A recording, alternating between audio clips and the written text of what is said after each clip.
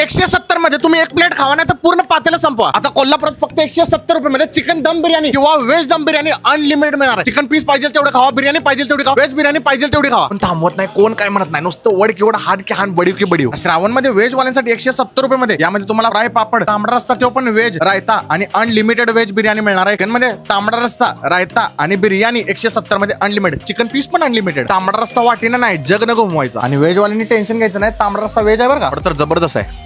बिर्याणी आहा ऑथेंटिक आहे. चिकन बिर्याणी मध्ये पहिला लिंबू पिळायचा, चाळ मडा घ्यायचा, भार कोशिंबीर हाणायची, बिर्याणी मधला पीस काढायचा आणि वडायचा.